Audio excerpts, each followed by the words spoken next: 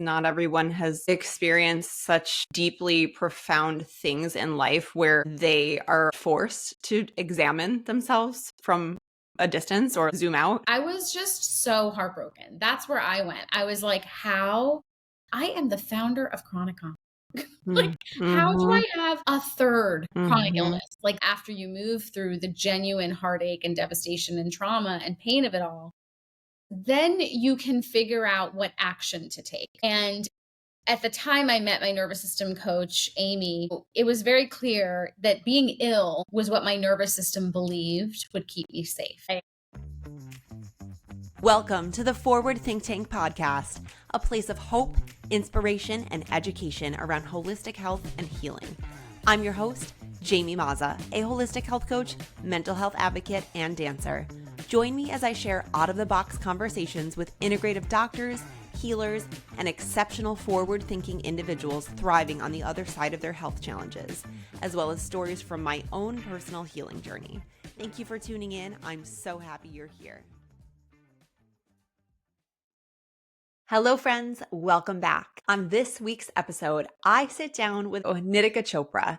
Nitika is somebody that I have followed for over a decade. I truly feel like she's somebody that emanates sunshine, and she has a very special story. Nitika is the founder and CEO of Chronicon and the Chronicon Foundation, a pioneering platform and nonprofit uplifting those living with chronic illness through community, advocacy, and education. A seasoned host, speaker, and entrepreneur, she's collaborated with brands like Google, Microsoft, and Bristol-Myers Squibb, hosted a globally distributed talk show, and now leads Truth Talks via her publication, The Truth Today. Her mission is to create a healing space where people are empowered to live fully and thrive on their terms. I have admired her for many years, so to have her agree to come on this platform was really like a pinch me moment. She is somebody who has, one, created a movement and become a voice for people living with chronic illness. She is somebody who has been living with multiple chronic illnesses, as she'll share in this conversation, since the age of 9 years old. And when I prepared to sit down and chat with her and wrote up some questions, I often don't get nervous to have these conversations. I showed up to our episode and I was like, I'm feeling a little nervous right now. And I think it is because a lot of what I have been dealing with over the last couple of years has and still does feel obviously so different from the life that I walked prior, a little under 2 years ago. When I wrote these questions, I was asking as somebody who was genuinely interested in how she was going to answer. I did not share these questions with her in advance, so everything that she said, she spoke from her heart, and I respect that so much about her. It was a conversation that I feel I really needed. There are a lot of truths that she shares, life experience that she shares, beautiful things that she speaks about that she has created from some of her own pain and experience living with these chronic illnesses. She has done so much work over the years. It's this constant evolution of who we are as human beings, especially when we have something so significant in our health tied to who we are and the work we do, which I can relate in many ways. Her authenticity, her truth, the way she shares, the content she creates on social media. If you're not following her, I highly encourage you to. A dose of her personality is something I think that everyone can benefit from paying attention to. She is a true light. She is a gift to so many people that know her. 4 years ago in 2021, she shares how she was diagnosed with Myasthenia Gravis, which is something that I also have been dealing with, living with for the last couple years. It was the one thing that created symptoms in my body that allowed us to find this tumor. And it is an autoimmune disease that can affect people in very severe ways. In going to do some homework and research for this conversation, that was not something I knew previously. I was like, whoa, I got chills all over when I listened to that specific conversation that she had on someone else's podcast talking about that. I was like, this is going to bring us to a whole new level of connection that I wasn't expecting. And so the conversation was beautiful. Nitika not only now is focused on the Chronicon Foundation, but she is also continuing to evolve as an entrepreneur, and now she has a life mastery program. So if you are drawn to her and her work, I will include how to get in touch with her in the episode description. Nitika, I just want to thank you from the bottom of my heart for spending some time with me and having this conversation. It is one that I know that I will cherish for many, many years to come. And it's a conversation that I am so proud to have on this podcast, talking beyond cancer and talking about chronic illness in general. Thank you for your light. Thank you for your energy. If you enjoy this episode, share it with somebody who needs it. Please leave a comment. Tell us what you learned from this episode. Leave a review. It means the absolute world to me. And I mean that with every ounce of my being. I want to continue to share, to educate, to inspire people who need it.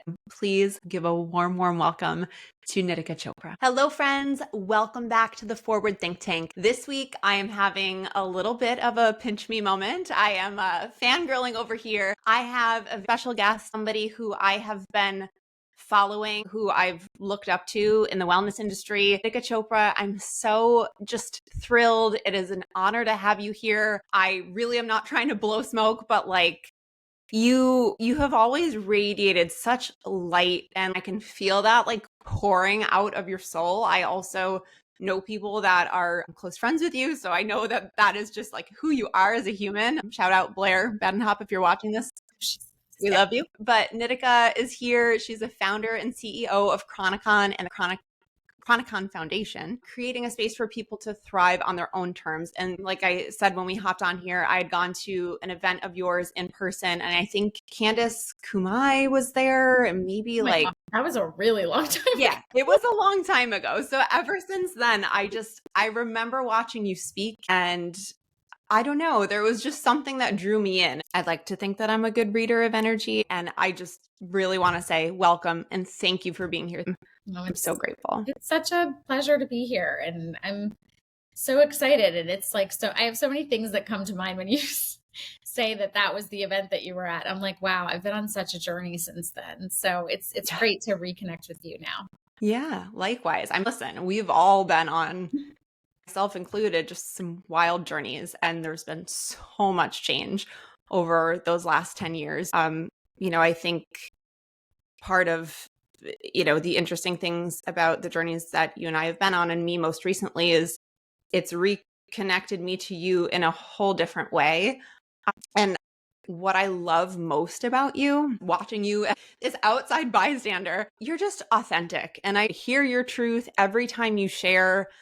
I know from somebody who's been going through my own things more recently that you're also sharing in some of those hard moments. And yet you manage to, like I said, radiate this light. So I feel like that's got to be part of your personality. But forgive me, everyone who's listening, because I said to Nitika, I wrote these questions knowing that I need to hear them myself. Somebody who is new to recognizing my body and learning to love my body in a different way. How do you feel so compelled to share so authentically, even when you're having those rough days or hard moments? Yeah. Well, thank you for all the kind words. But it's funny because I feel like I'm still removing layers around my authenticity every day. It's actually something I've been working on a lot this year, because it's not like I feel, or that I would ever say that I've been inauthentic. That's not what I would say, but it's like these traits that we all have where we just want to be palatable, or we want to be loved. And it's so connected to our sense of safety, which is something that I'm really looking at and examining, and then noticing, yes, I'm telling you the truth with my words. It's not like I'm lying. So that is very authentic. But I'm also facing and recognizing that there are so many other layers to me that I haven't always felt comfortable sharing and showing people in a public way. Definitely. And the hard part about that is that I didn't even know that was the case. It's sort of like working backward, wait, that's very sweet and nice, but that's not all I am. I'm so many other things. And when I'm with my best friend, I I'm pretty spicy and I'm pretty edgy and I'm a New Yorker and I'm tough, Yeah. and my closest friends know the tough love version of me the most, but I don't really bring that to my work as much as I would like to. So I just want to say that too, that it's like a two-part question, the authenticity piece. That's what I think of. But then the part around sharing, even when I'm going through a hard time, that has not always come easily to me. And I think it's Yeah. really important to honor that. When I first started talking about chronic illness specifically, it was back in 2018, 2019. I barely started in 2018, but in 2019, I launched Chronicon and I went full into doing this work in a public way. And it was really amazing to see. It felt like a catch a fire moment or something. Something lit up and things just really started to come together in this really beautiful way. That was the first time that I had ever really dove into, hey, I used to be covered with psoriasis in this really intense way. Here are the photos. I'm not just saying that. This is what it was like. And this is how raw it was and how terrible it was. Before that, I was sort of like, yeah. I went through this thing, but like, let's talk about how it's all fine now. Yeah, right. Mask it, mask it. It's all good. Yeah. And just like, let's get over it. Like, let's move on. And so, yeah, so it's been a journey for me. And I think, as I said kind of before, like, it's not that I've ever lied, but every month almost, like, I have a new layer that I'm like, oh, like, I could go even deeper. Yeah. I could go even deeper. So that's sort of what the journey's been like for me. Yeah. And I get that. And I respect that. And I understand that now more than ever. I've been working as a health coach for many years. And then a couple years ago got halted in my tracks with this cancer diagnosis. And it was just like, oh my God, like I feel in a way like I'm a fraud. I'm in the wellness industry. I should be the face of health, but this crazy, horrible thing happened. And I had no idea. We often don't know until we have signs or symptoms of something happening. But when I chose to start this podcast, I want to share my journey because I'm an open book. So you ask me a question, and if you want the whole story, I will give it to you. But then there are times where I'm like, I need to protect a little bit of myself and I need my privacy, and I don't have to share everything. So I know it's a conscious choice. And recently going through some of your content, preparing for this conversation, it's like, wow. Like, oh my God, yes, I've felt that way too. And she said it so beautifully. It's very admirable to watch. And I understand that it's that peeling back of the onion. It's you're becoming deeper and deeper into like that evolved version of yourself. I get that. And I've seen it. And then come to find out the day that you agreed to do this interview, I think I like responded instantly. I was like, I don't want to seem like over eager, but I also want, to respond while you're checking and make it happen. And then I knew about the psoriasis and some of the things that you had shared early on in starting Chronicon. I had no idea that you had also received recently in the last like 4 or 5 years a diagnosis of myasthenia gravis, which I also received when they found a giant tumor on my thymus. And it started presenting itself with vision issues. And so it was really strange to me, but also like divine timing. I was like, let me go and listen to some of her more recent podcasts. And I just happened to find one where you were talking about that. So I was like, whoa, I don't know many people that have had that diagnosis. And I also want to be mindful of not making you talk too much about the trauma. Like, that's not really my vision for this conversation. If you don't mind sharing about that recent diagnosis, I'm curious how it showed up for you and how you were able to identify that that was going on, if you're open to it. Yeah, sure. It's kind of a wild story, not going to lie. I got really severe COVID in September, October of 2021. Mm-hmm. And I was just really struggling with that for about 2 weeks. And then I ended up recovering and I was like, okay, that was terrible, but I think I'm okay. And then a month later, I woke up on Thanksgiving Day and I had double vision. Mm. And the part of it that's like especially wild is that I got COVID at my grandmother's funeral. And I was the only one wearing a mask, and I was the only one that got COVID. Yeah. And my grandmother had myasthenia gravis. I do recall you sharing that. And So I just got chills. It's like, it's pretty trippy to me. I'm just like, okay, Nanima, did you leave this as a gift? What's going on? Why did this happen in this way? yeah. And I actually do believe, as weird as this may sound, I don't know if I've quite said this publicly, but I do believe that she passed this on to me for a very specific reason, because it's really cracked open my life in a true, true, true way. Hmm. In a way that I thought my life was being cracked open before, but I wasn't quite listening. Yeah.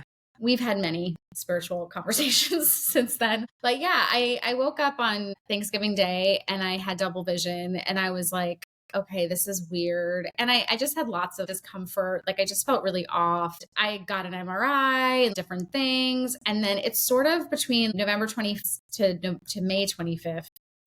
I couldn't talk for a while. My tongue wasn't working. My face muscles weren't working. My double vision would sort of be there for a few weeks or a couple of days, and then it would be Yeah. Black fine. and white. Yeah. It would really waver. And I just didn't really understand what was going on. And honestly, I never knew my Nanima, my grandmother, to have double vision as a part of her illness. She had really severe myasthenia gravis. She got it like 40 years ago. So they didn't know like to check soon. Right. It's been more understood by people in more recent years and still not nearly as understood as it needs to be. So she had a really severe case and she ended up getting her thymus removed. She ended up having a tracheotomy. So she had to speak through a hole in her throat. That's like how I've always pretty much known her because she got sick when I was about 8. So I didn't think to check for that. It wasn't like the thing that I thought of, even though she had been sick my whole life. But once I started having trouble like swallowing and like I couldn't eat my food and I was like rapidly losing weight just because I couldn't physically eat food. My brother was actually studying to be an ophthalmologist. He was in residency at the time and they see a lot of these patients that have MG. And he was the one who was like, okay, now you can't eat, like you gotta go to someone. Yeah. Yeah. Such a crazy experience. I was literally pitching a TV show that day at 12:30 and I had my appointment at 9 a.m. Oh my gosh. to go to the doctor and get an ERG. That's the test that they specifically can see if you have it. And he was like, you off the charts have it. And I was like, okay. And I was not expecting that. And my friend who I was pitching the show with, she was like, how is the doctor? And I was like, I literally cannot tell you until after. Otherwise I will not make you this pitch. Like, see you later. She's like, yeah. Oh my gosh. let's go. Like, it was a wild time. But yeah, it taught me a lot. Yeah. And I'm in remission from it now. And, you know, I'm doing really well. Yeah. It's Love to hear been that. a huge teacher. Tell me a little bit more about that. When you said, and I have my own unique relationship with my grandmother who passed when I was 15. I talk to her all the time in this and I'm like, what are you doing up there? Like, come on, help me out. Tell me a little bit more about, you said you feel like she passed this on to you for a reason. What do you feel like that reason may be? I mean, this is, you know, probably going to sound nuts to some people, but To some, sure. some, maybe not the people who listen to your podcast. So, but yeah, I honestly, you know, I got my first diagnosis when I was 10 years old and she had been sick for a couple of years by then. And I didn't know the extent to which all of this was true, but over the years, and even in building Chronicon and all these different things, I just felt like it was never really about the illness. I felt like the illness was trying to tell me something. And it's a hard thing to talk about. And that's kind of what I mean when I say, like, my friends know how tough love I am, but online, I'm not always as comfortable being as tough love because I'm pretty tough with myself because I feel like I'm very strong and I can sort of handle as long as you give me the full truth, then I can figure out what to do. But I never want anyone, and I really mean this, I never want anyone to feel dismissed or diminished or just overridden with their real life experience. I actually had that experience many times when I was younger, even in my 20s, coming up in the wellness world, probably around the time that you and I first met. People would be like, you're not sick. It's a manifestation in your head. This isn't really happening. And it was so harmful on such a terrifying level. And it was really disorienting. It was really destabilizing. It was not helpful at all. And was that coming from people who had illnesses of their own, or this was coming from people who, yeah. No. Yeah. So you're like, please, Yeah. okay, walk People in my shoes. Exactly. And actually, I did have somebody who said that to me and then came back to me years later and said, I went through hell with my body in the last couple of years, and now I understand how wrong I was. But at the time, I was like, what the hell? And I was also like, I mean, not for nothing. I was like one of the few women of color in a lot of those rooms. I was also trying to fit in so many ways. And I was just like, well, I look up to so many of these people. Maybe I don't know what I'm talking about. Maybe this is not maybe I'm missing something here, you know? So when I think back to you saying you were at that event 10 years ago, what came up for me when you said that was like, oh my God, the girl that I was 10 years ago was just so much more lost and felt like she really didn't know who she was. And I mean, she knew parts, because there's some parts that are just so much there from the beginning, but there's just so much that I didn't really know about myself. And a lot of it was because of this. A lot of it was because I was really struggling with my health at the time. I, had got diagnosed with psoriasis at 10 and then psoriatic arthritis at age 19. And when I was 26, it was the first time I was ever able to hold a job. It was the first time I was ever able to like really walk in my 20s. It was like I had just gotten divorced. There were so many things that had happened in my life that I was trying to make sense of, that when I found all these illness people, I was like, oh, this must be the thing. And then it just really wasn't the thing for me. So when you ask me what my grandmother leaving this for me, or maybe it's not quite that, but the piece that I found in the experience of getting this illness right after she died is I thought I was listening. I really thought I was listening. And to give myself some credit, I was probably listening at a level 5 when a lot of people barely listen at a level 2. I was maybe further along in understanding certain parts of the human experience or my health experience or nuances throughout life that maybe other people don't just inherently know. I had been through enough challenges that I had done some digging and really worked on those things. But when I got MG, I was like, there's something I'm missing. There is something I'm missing, because I thought I was spending every day really getting into alignment in my life. And if this is the result of me trying to get into alignment, I have missed something. Yeah. And again, that's my experience. What I have found challenging is I never want to look at someone who has been diagnosed with an illness, that is so scary, or that, is in severe pain, literally in this moment, and say, oh, well, what are you missing? I'm sorry. I don't know if to swear on this podcast, but I want to. Please swear. I feel like, are you flipping kidding me? Like, I mean, there's a lot of Hindi sayings that I can say in my head right now that I'm just like, you asshole. Like, absolutely not. Absolutely not. And yes. And it's where I had to go. And I also really believe that both things can be true at the same time. 100%. As you said, there may be people listening to this podcast that don't understand when you say that there is a lesson to be learned or something that your body or your soul or a message that your grandma was giving to you.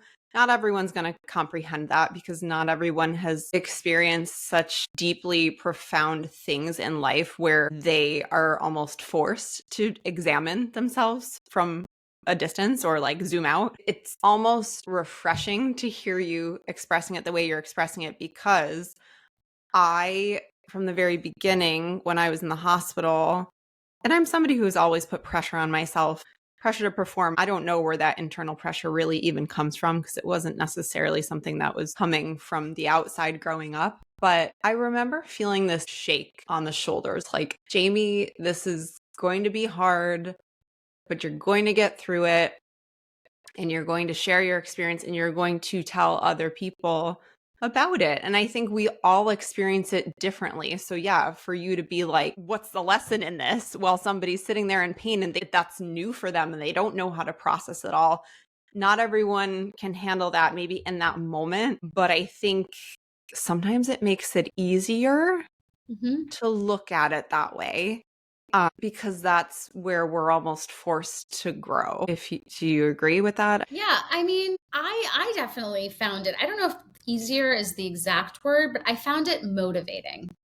And I am a person who, I have a lot of energy. Like, I want to create, like, all those things. I want to move my life forward. When I'm faced with this like huge challenge where I'm basically, okay, this is it. Like, this is the end of whatever I think is normal for my life. Yeah. I want to figure out, where do I go from here? If someone is sitting there and really in the thick of their challenge, whatever that is, for us it was maybe health, but for someone else, it could be divorce. It could be the loss of a job, loss of an identity, loss of a loved one, so many different things. And you're just sitting there like in the depths of your pain. I don't think it's kind, actually, to be like, hey, did you think of the lesson that's going on? I don't think it's kind. I think it's the kind thing to do is to love yourself through that devastation. And I had to do that. I didn't wake up, on May 26th, the day after my diagnosis, and say like, oh, my nanima left me this condition. For Thanks months, for the gift. yeah, no, I did not feel that way. Not at all. Not at all. I was so heartbroken. I was just so heartbroken. That's where I went. I was like, how? I am the founder of Chronicon. How do I have a third chronic illness? Like, this is not the Hyperbaric oxygen chambers, or HBOT, has been one of the most supportive tools in my healing journey. Why? Because cancer cells thrive in low oxygen environments, and the delivery of oxygen via these chambers help to arrest these cells in their tracks. Not only that, but these chambers can also be used for recovery from surgery and general health maintenance. The best part? You can test this machine out from the comfort of your own home. When I started working deep in the metabolic approach, I was often so overwhelmed trying to make sure my ketones were high enough and glucose was low enough to enter the chamber and maximize the impact, and instead found myself more stressed than ever going back and forth to the wellness clinics only to find out I wasn't in that sweet spot to take a dive. After doing some research, I discovered an amazing small business called Affordable Hyperbaric Solutions. They're based in Colorado and they provide exactly that: hyperbaric chambers for an affordable price to rent in the comfort of your own home. This entire team has been so kind, resourceful, and flexible, getting me a chamber in my home that I can use at my own leisure. They even have rent-to-own options if you love it. I love supporting a small business with a big heart.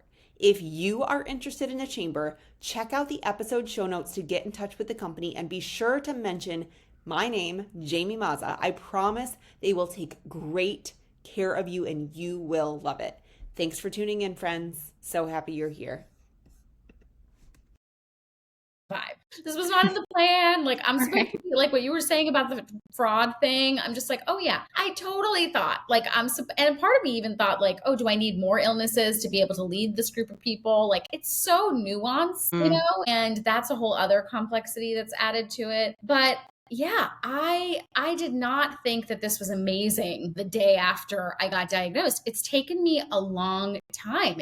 What I think is a long time. It took me about 6 months to even just be open to and then move from there. And the reason why I think it's a kind thing to look towards when it's time, when you're ready, after you move through the genuine heartache and devastation and trauma and pain of it all, then you can figure out what action to take. And from even a nervous system perspective, that's a lot of how I have been navigating my health and my life over the last 3 years, particularly since I got diagnosed. The nervous system is set to keep me safe. And at the time I met my nervous system coach, Amy, it was very clear that being ill was what my nervous system believed would keep me safe. And I started to learn about like the fight or flight nervous system and parasympathetic and all of that. I learned and started to understand that whatever was happening in my body was what my body believed would keep me safe. It's like the set point that my body understood.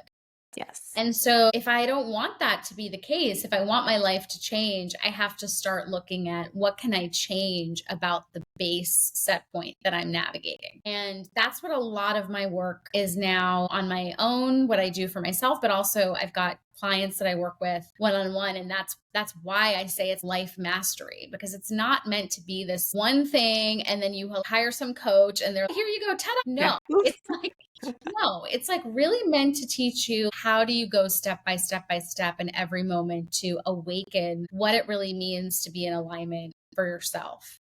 It's so powerful. I mean, it takes a lot of willingness to be open to reflection, I think, is like part of what I'm hearing you say. And when you ask yourself those questions and expect an answer, it ignites the change, or ignites the next step. Maybe not the change, but like the next step that you can make just to create a little bit of change. You say nervous system, I'm like, oh my gosh, yes. Just relating so much to everything you just said. There were moments early on in all of this where all I could do was lay on the floor. I would play healing frequencies and, feel a little stir crazy, feel bad that I'm not getting up and moving around. But it's like, no, my body clearly was screaming louder and louder and louder until I was forced to pay attention.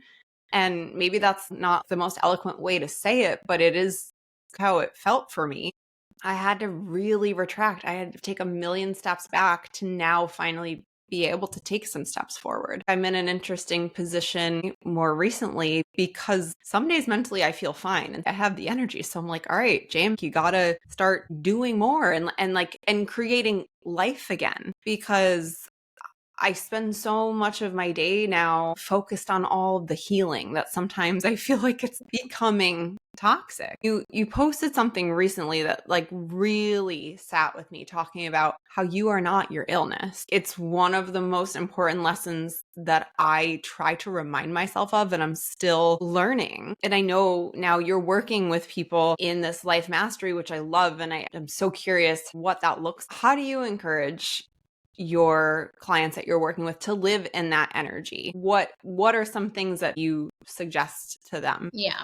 Because it's hard to wrap your mind around that. It's so hard, especially when you have a condition or a diagnosis that is so visceral. What I mean by that is like with my psoriasis, like I was covered from head to toe for 17 years. Like I would wake up, my sheets were filled with blood because I was literally scratching myself to oblivion in the middle of the night. My mom would have to change my sheets every morning before middle school and high school. It was not something I could get away from. It wasn't like I could just go veg out and watch TV. I was faced with it so viciously all the time. Yeah. So when I say to people, you are not your illness, and that was an edgy thing for me to say out loud. This is what I was saying, where I'm trying to I would say that to you. If you and I were having coffee, I'd be like, Jane, you know what?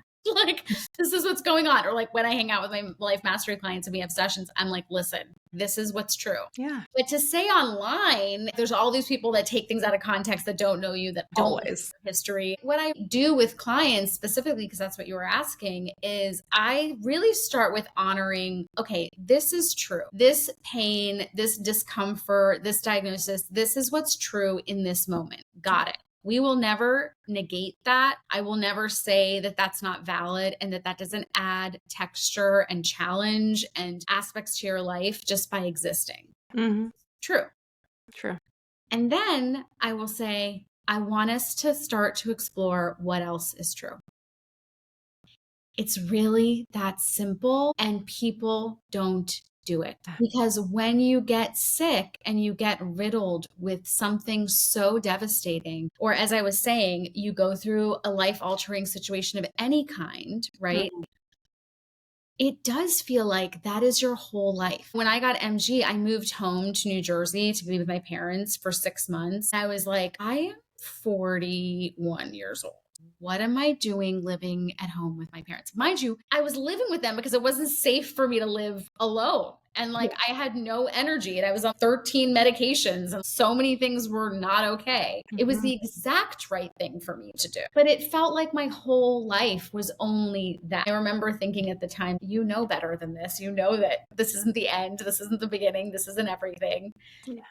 But it still takes that practice. And it does sometimes take an outside voice, how I am with clients, or, how mentors might be with people, or whatever it might be that's in your life, to reflect that back to you. Because especially when you have a body that's so loud and that's really asking for your attention in such an intense way, it can be really challenging to feel that isn't the truth, that this is not the whole thing. It can be really, really challenging. I really work with my clients on, hey, yes, let's honor what's true. Let's honor this. But then what else is true? And then I start to give them a framework that allows them to create alignment in their life that comes from deep within them, which also is so liberating because so much of what is happening with and in and through our bodies is all we know about what's true about us. I was even talking to a client earlier today, and,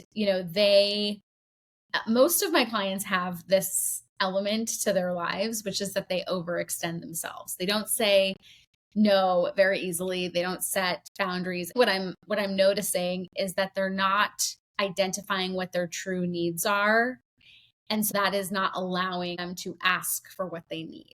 And it's leaving them incredibly drained, resentful, frustrated, etc. And so we start to work together on what does it look like for you to use your body to tap into your truth, not just your suffering, not just your pain. Yes. Just your trauma. It's all sitting right inside of you, So there's a framework that we do for that. And yeah, that's some of the stuff that I talk to them about. And that's so powerful. What was coming up to me as you were sharing that, we can sometimes be our own biggest critics, right? We can stunt ourselves from growth. We can throw reasons in the way for not acting on our dreams or leaving the job or getting out of the relationship or defining yourself by your illness. It's not a but situation. You're creating an and where both of those things can live in parallel and both be true. It also creates this whole different world in our minds because, yes, we only know what we've experienced in this life. And it's such a small fraction of our potential as human beings. My acupuncturist asked me, and I adore her. I'm like, I need to breathe more life into my life now. Now that it's been 2 years of just like healing, and so focused on all of the things and the therapies and the like, I need to get back to something that ignites a little bit of sparkle in me. And she was like, okay, so if all of this, let's just say hypothetically, wasn't an active problem, what would you be doing? I was like, I actually really need to think on that because my default answer would be things that have always lit me up. I love the coaching. I love dancing. I want to do more of that. But what else? My cousin was like, you should go work for like a garden, like nursery. I'm like, Ashley, I'm the worst person to do that. I have the blackest thumb. What are you talking about? She's like, no, but you can learn because you talk about someday when you move out of the city wanting to have your own garden. I'm like, okay, maybe. It inspired me to think out of the box. Sometimes these situations or diagnoses, as devastating and heavy as they can feel, they force us to look at life a little bit differently and say, all right, well, what do I want? What do I want for my life? What do I want to create? So I love that you're providing a framework and a vessel for those clients that are coming to you to help them. You're providing that framework to make that even a possibility in their mind. Yeah. Yeah, it's been really rewarding because I feel like it's taking the exact thing that I've had to learn over many decades now and using that gift to help other people with the same thing. And it's just, I'm sure just from the work that you do too, there's something about it that feels very like whole and complete, deeply fulfilling. So, yeah. Yeah. And, I want to backtrack a little bit because I love what you've created with Chronicon, and I want to give you a little bit of time to talk about that. Is this life mastery something that came from creating Chronicon and working with that audience? I can't imagine the vision that came to mind and then to see it all come to life. Where did that inspiration come from? And what propelled you to really take action on it to create that foundation? To create Chronicon. It's interesting because so much about my work with Chronicon is really changing. And that's been a lot of what's been transpiring and why I decided to create the Life Mastery Incubator, because I had Chronicon starting in 2019, as I mentioned, and I think it really was born out of this place of my own journey and knowing that liberation really looked like and felt like, let me just say that I have a chronic illness. To me, that was a huge deal. Back in 2018, 2019, before the pandemic, nobody knew what immune compromised was. Nobody was talking about their health. in the ways that we are, it was very different. And I Absolutely. was like, absolutely not. Like, we exist. We make up half the population of the United States. And why are we not talking about people with chronic illnesses? And why do all these people with chronic illnesses feel so alone? So that was sort of the first layer that I was like, okay, we need to do something. I want to do something about this. Like, I feel like I'm the perfect person to do something about this because it was my lived experience, like the liberation was really like, let me just be loud and proud and just be like, this is us and we're here and all these things. But since my MG diagnosis and since going through everything I've been through the last few years with learning about my nervous system and learning about what's possible beyond a diagnosis and what's possible beyond this first layer of liberation that I've been focused on, I really want to be a safe place for people that are struggling with their health, for sure. I think Chronicon will always aim to be a resource for folks in that way. And there are things that we're going to be developing and launching in the next several months that will support that. But I also want people to know that they're invited to more. And that's a lot of what we've been talking about today. And I think that while Chronicon, will be a resource for the newly diagnosed as we move forward, what I hope is that once people have sort of felt supported in that way, then they'll be like, okay, I want to graduate now and I want deeper work. And to be honest, that's what's been happening with a lot of my clients, a lot of people who have already been in my world or in my orbit. And maybe Chronicon was such a big deal to them at one point, and then they were like, oh, I feel so much better now. I figured some stuff out, so I need more. And that's kind of how Life Mastery was born.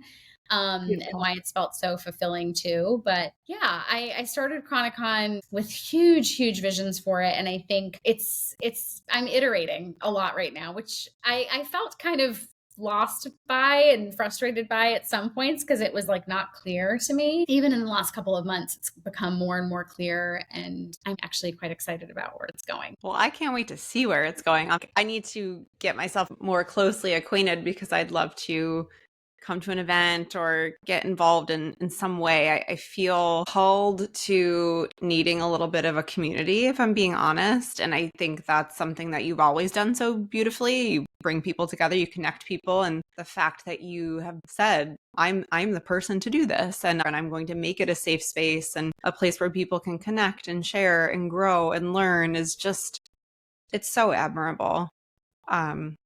Really amazing. And especially when you're going through some of the evolution that you're going through. So I can't wait to see where it goes. And I love that you've created this Life Mastery as this next level for people who are looking for something more. I think it's important. You are clearly seeing the need for it. And it sounds like that work really lights you up as well. Yeah, it does. Thank you. Yeah. Curious, you brought up the nervous system work, and I'm curious, over the years of peeling back the onions and finding the tools and the things that have resonated with you the most on your journey. One, do you feel like the nervous system work was a big part of that, or were there any other tools that stuck out to you that have been the most helpful? Yeah, I think it's been, as you said, a journey. I hate to say that it's just one thing was the thing. Yeah, it's never one thing, right? Yeah. So I think I'm looking at things like, this makes a lot of sense why I would go for this at this time and then this next thing at that time. So I started cognitive behavioral therapy when I was about 28, and it was soon after I had gotten divorced and started working and walking and started to try to live a full life. I remember starting that then, and it just really changed my life. I ended up finding the most amazing therapist, the perfect therapist for me. And I got a lot of support around, the grief that I had to process with everything I had been through. At that point, I'd already been sick for 18 years. I had spent the majority of my childhood sick and, as far as I knew at that point, all of my adult life sick. I was needing to navigate a lot of that. And I, did not grow up in a home where that was understood emotionally, for example. So it was really helpful to have her. I did that for many years, and I didn't really do a lot of somatic stuff, which is kind of surprising sometimes, but I didn't. I felt like really supported with what I was doing in therapy. And I would would go to workshops or a sound healing something or things Yeah. like that. But I didn't really dive into too much somatic work beyond that. And then, I actually had a really wild astrology session of all things. I love that. When I got sick in 2022, it was a few months after I gotten diagnosed with MG. I was knowing that something was up and I didn't know what it was. So I was like, I think I need to talk to somebody that can help me because I'm not understanding something. I was just so unwell that like I couldn't hear anything. I wasn't able to hear anything at the time. So I found this astrologer through a friend. He was honestly a huge catalyst in my life because not only because he introduced me to my nervous system coach, which was a huge catalyst, but he saw that my chart was not really even about illness. It was so much more about the pathology and the belief system underneath the illness. And that was what I had sort of believed and thought for so long, but I wasn't sure. And a lot of times I think astrology or certain healers are really meant to be a mirror for you, and I try to think of them that way. So he was definitely that. I ended up really getting into a lot of action after I spoke to him. Then seeing my nervous system coach, Amy, that work has been really transformative. And lately I've been playing around with hypnosis through a potential practitioner. And I'm like, okay, that's interesting. A lot of work around the subconscious has been the most potent work and getting into action, from a new place. So yeah. I love all of these things. I have a friend who's a hypnotherapist and I've brought her on the podcast before and I've done some work with her.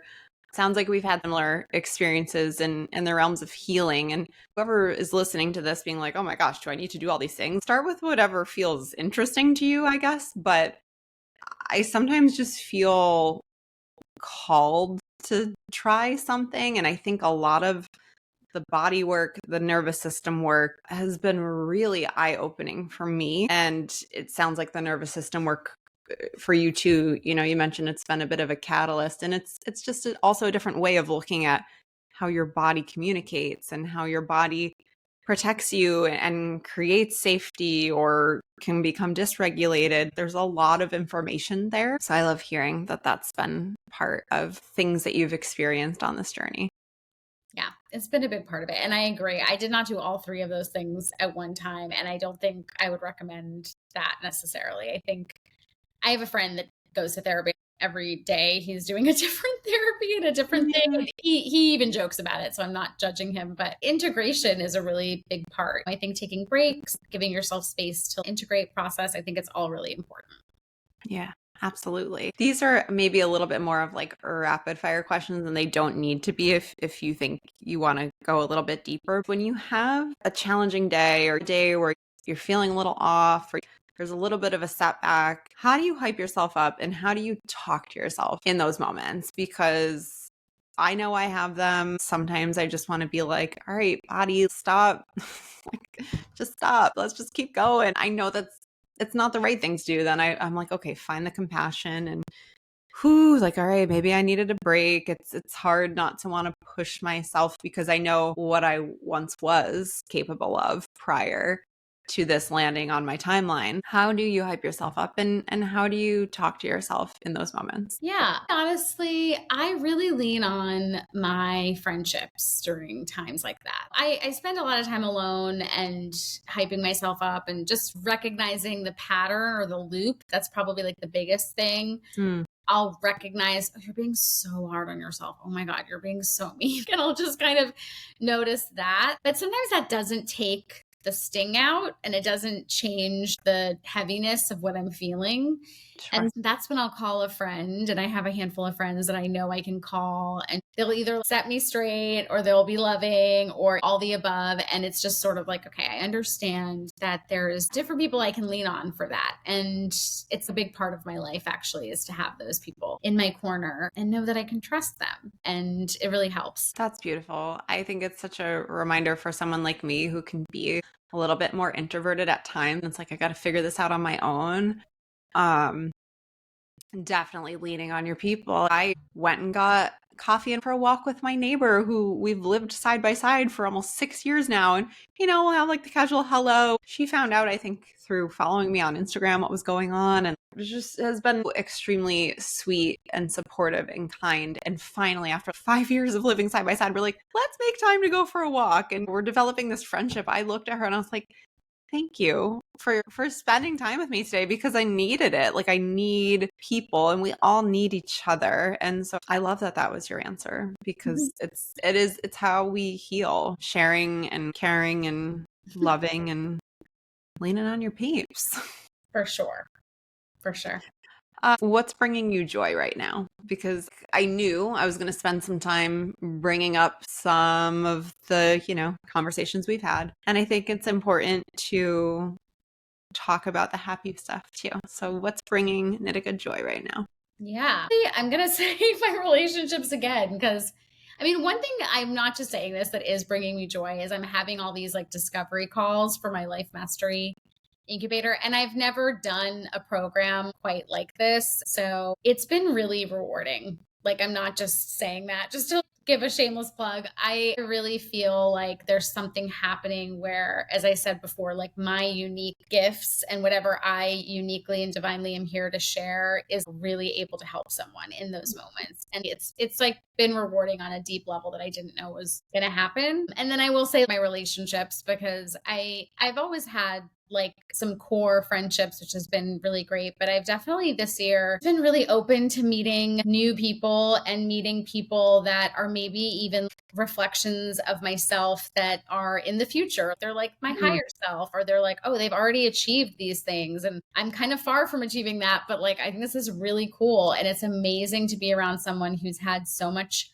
success in their own way, or they've accomplished things that I really admire, and also see that they're the most beautiful person and they're genuine and authentic and all these things, which I'm not saying isn't true for a lot of people, but I don't think that we're always shown those versions of people who are successful. A lot of times it is really negative or really harmful or harsh if you are someone who has success. And I think I really needed to see versions of success that looked like the kindness and care and authenticity and the goodness that like I would want to have if I reached that level of success. Love it. I love it. This feels like a loaded question, Great. but I'm going to ask it anyways. Okay.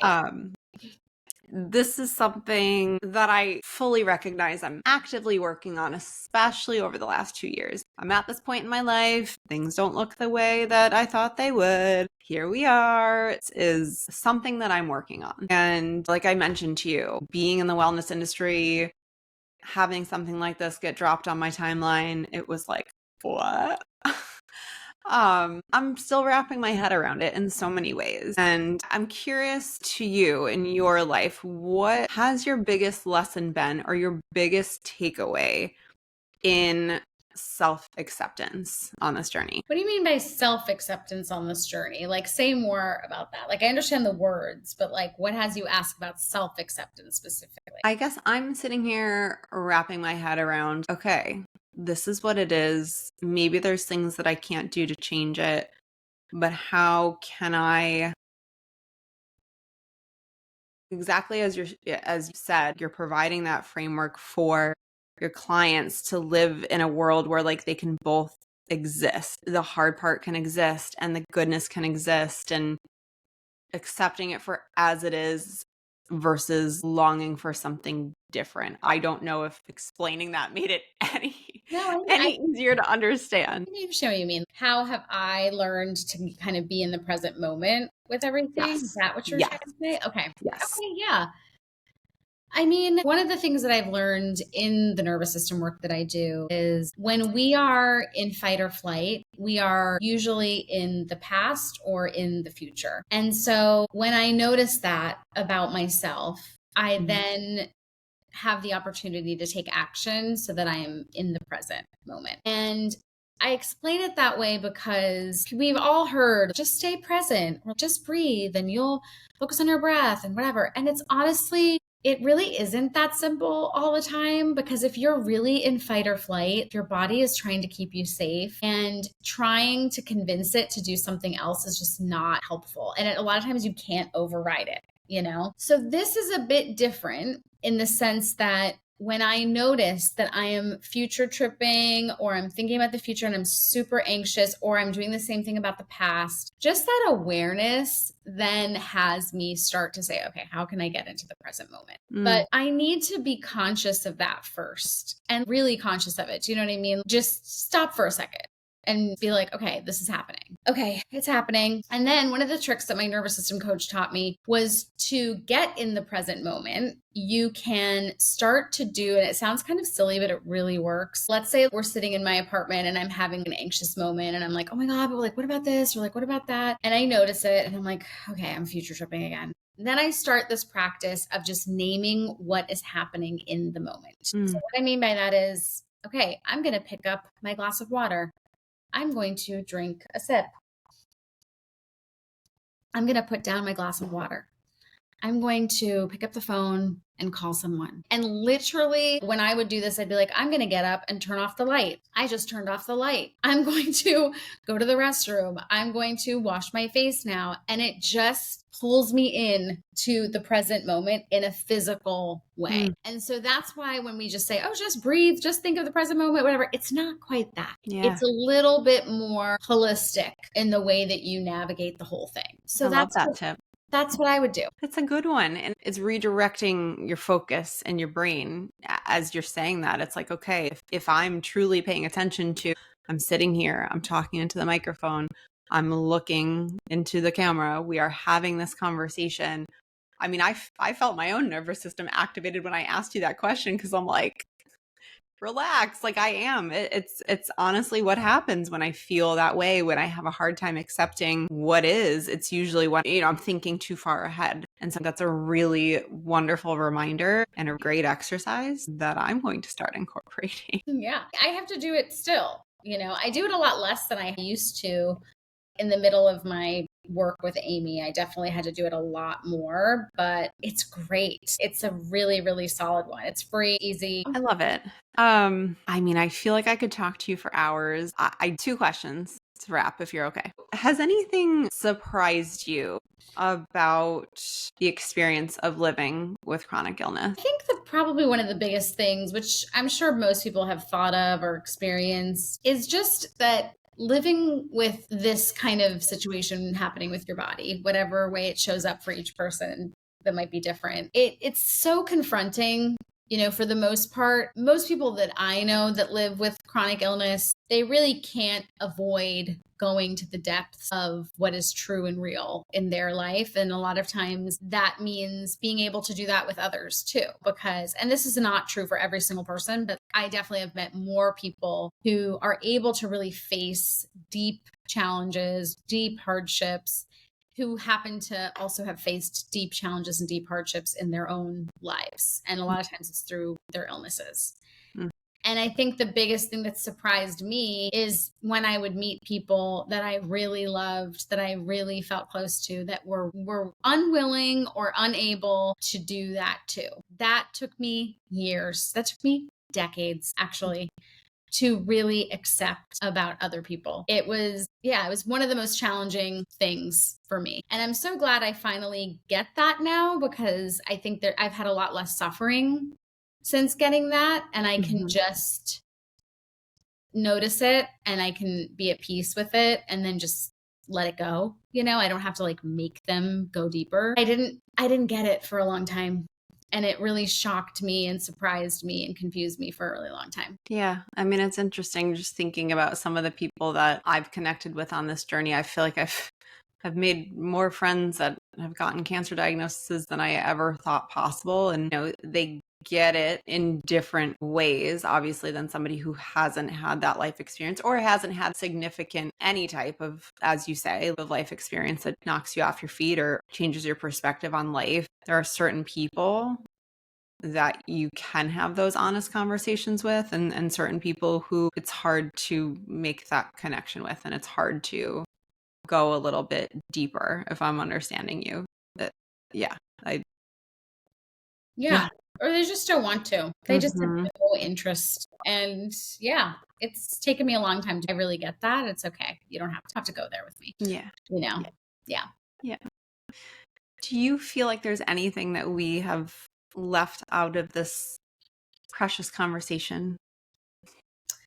I don't really. I feel like we really hit on a lot of beautiful things, and I'm so glad that we got this time to be together. And thank you for just such beautiful questions and giving me the space to share about the things I'm passionate about. I really appreciate it. Yeah. Listen, I made a list when I started this podcast. I said, okay, who are people that I would love to have?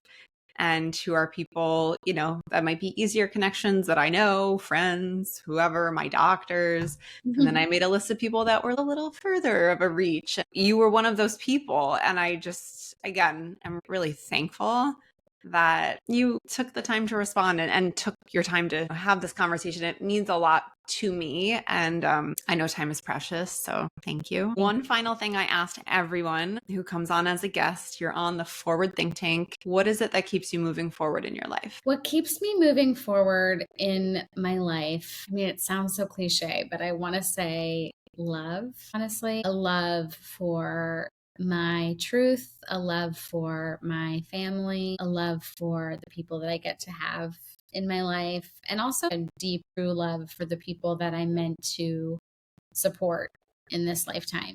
I know that there's many iterations of the work that I'm doing, and I'm constantly figuring out how to get to the most true, honest path that I'm meant to be on. And anytime I can touch someone or move someone or impact someone or help someone, I'm just like, I love you. I'm so glad that my truth matched up with what you needed to hear. Yeah. It's really a gift. Yeah. Yeah. It is. It is a gift. It's something that for sure not everyone feels comfortable doing, putting their own truths out there. Some people can't even identify their truths. So like I said from the very beginning, the fact that you share and you also care so deeply, I feel that. I love experiencing your content. So keep putting it out there. You are definitely making a difference in this world. And I appreciate you so much. Appreciate you too. Thank you. Did you enjoy this episode? If so, I would appreciate you taking a moment to please leave a 5-star review. Every review helps visibility with this episode to reach more people. And I am on a mission to help people learn alternate resources to support themselves in their healing journey on their road to health. So please take a moment to leave a review, leave a comment. I read every single one and I respond back. And of course, the most helpful thing you can do is to share this episode. If you found it helpful, if you found it entertaining, please share it on social media, send it to a friend, a loved one, someone you think could find this helpful. It means the absolute world to me. Thank you so much for being here. Thank you for listening, and I will see you soon.